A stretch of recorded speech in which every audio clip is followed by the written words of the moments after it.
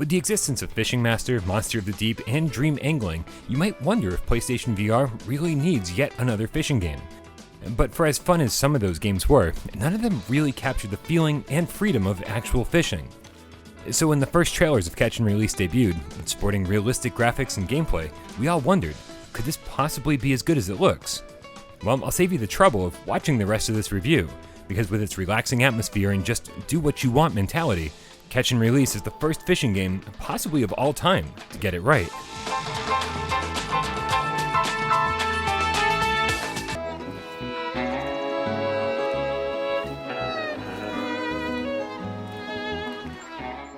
The tagline for Catch and Release is, "Just you on a lake," and that couldn't be more descriptive.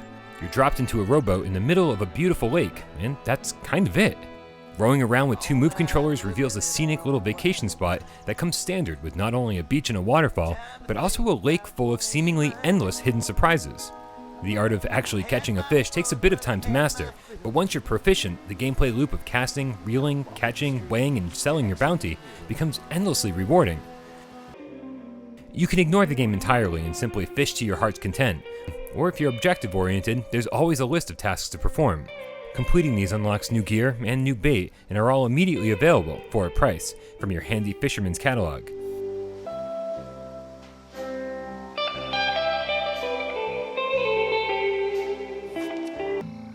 Yeah, every day I will try to reach you.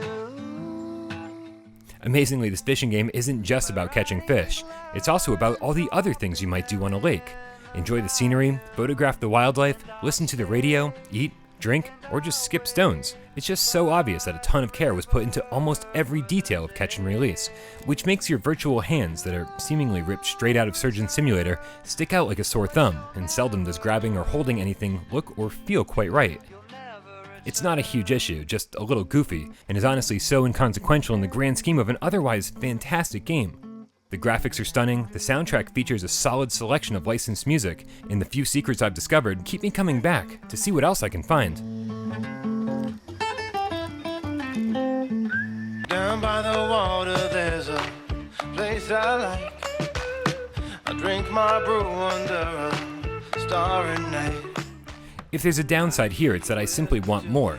I'm 8 hours into Catch and Release, and although I haven't seen everything the game has to offer, I wish I could upgrade my boat, my camera, my hat, everything. But if that sounds like a complaint, it's really not. For the price, you get an amazing amount of content, the best PSVR fishing game, and quite possibly the best fishing game ever made. Now, if you'll excuse me, I've heard rumors about a lake monster, and I need to find out if it's real.